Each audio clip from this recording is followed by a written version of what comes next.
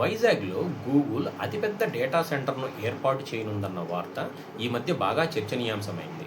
ఇది ఆంధ్రప్రదేశ్కు లక్షల్లో ఉద్యోగాలు తెస్తుందా, లేదంటే అధిక నీటిని అధిక విద్యుత్తుని ఉపయోగించుకొని విద్యుత్ కొరత, నీటి కొరతకి కారణం కానుందా అనేది పూర్తిగా ఈ వీడియోలో తెలుసుకుందాం. డేటా సెంటర్ అంటే ఏంటి? వేలాది కంప్యూటర్లు, వాటి సర్వర్లు ఉండే భవనాన్నే డేటా సెంటర్ అని అంటారు. మనకు అర్థమయ్యే భాషలో మాట్లాడుకోవాలంటే ఒక ఫోన్ ఉంది, దాని ద్వారా తీసే మనం ఫోటోలు, వీడియోలు, అలాగే మెసేజ్లు ఇవన్నీ ఒక దగ్గర స్టోర్ అవుతాయి. దాన్ని ఒక ఫోన్ యొక్క మెమరీ అని అంటారు. అలాగే మన Google search, Google drive, YouTube ఇలాంటి అన్నీ కూడా అన్ని యాప్లు, అన్ని రకాల సంస్థలు దాని అన్నిటి ఉన్న డేటా మొత్తాన్ని ఒక దగ్గర స్టోర్ చేయడానికి ఒక డేటా సెంటర్ అంటే ఈ కంపెనీలన్నిటికి కూడా మెమరీ కార్డ్ లాంటిది అనమాట డేటా సెంటర్ అనేది. అసలు ఈ డేటా సెంటర్ను పెట్టడానికి వైజాగే ఎందుకు ఎంచుకున్నారు? వైజాగ్ ఏంటంటే ఇంటర్నేషనల్ ఇంటర్నెట్ కేబుల్స్ అనుసంధానానికి వైజాగ్ కన్వీనియంట్గా ఉంటుంది. అలాగే అధిక విద్యుత్తును కూడా సమకూర్చడానికి వైజాగ్ కన్వీనియంట్గా ఉంటుంది. థర్డ్ పాయింట్ ఏంటంటే పారిశ్రామిక అభివృద్ధికి కూడా ఈ ప్రాంతం చాలా అనుకూలం. మన ఆంధ్రప్రదేశ్ కూడా ఐటీ రంగాన్ని అభివృద్ధి చేయడానికి ఎంతో కృషి చేస్తుంది. అందుకని డేటా సెంటర్ని వైజాగ్లోనే పెట్టడానికి చాలా ముందుకు వస్తున్నారు. అసలు దీనివల్ల ఉపయోగాలేంటి? పెట్టుబడుల పరంగా చూసుకుంటే కొన్ని వేల కోట్ల రూపాయలు పెట్టుబడి రావడం వల్ల ఆర్థికంగా రాష్ట్రం చాలా ముందుకు వెళ్తుంది. ఉద్యోగాల పరంగా చూసుకుంటే నిర్మాణ రంగంలో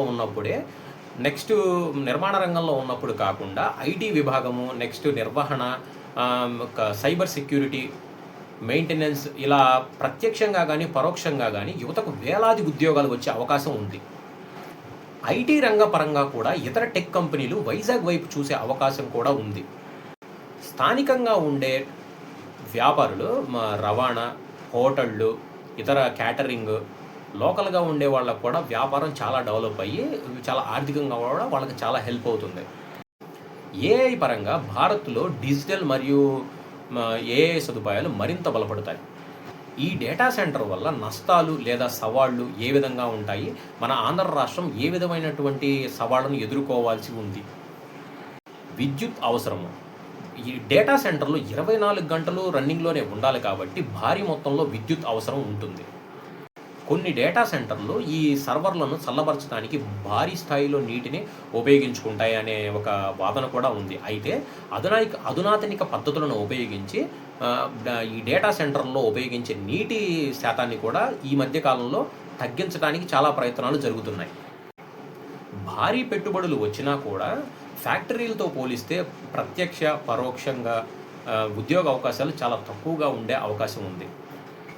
ముఖ్యంగా ఆంధ్రప్రదేశ్ యువత data operation, networking, cyber security, electrical, mechanical maintenance, cloud computing వంటి స్కిల్స్ను నేర్చుకొని ఉండడం వల్ల భవిష్యత్ తరాల్లో మంచి అవకాశాలు దొరికి మంచి ఉద్యోగాలు, మంచి ప్యాకేజ్తో ఉద్యోగాలు వచ్చే అవకాశం ఉంది. టెక్నాలజీ పరంగా కానీ ఆర్థికంగా కానీ వైజాగ్ గూగుల్ డేటా సెంటర్తో చాలా అభివృద్ధి చెందవచ్చు. అదేవిధంగా ఒక ప్లానింగ్ ప్రకారము విద్యుత్తు, నీటి వినియోగాన్ని ఒక ప్రణాళిక ప్రకారము చేస్తే ఇది ఆంధ్రప్రదేశ్కి చాలా పెద్ద ఎసెట్గా మారే అవకాశం ఉంది. దీనిపై మీ అభిప్రాయం ఏంటి? వైజాగ్ గూగుల్ డేటా సెంటర్ వల్ల మన ఆంధ్రప్రదేశ్కి లాభమా, నష్టమా?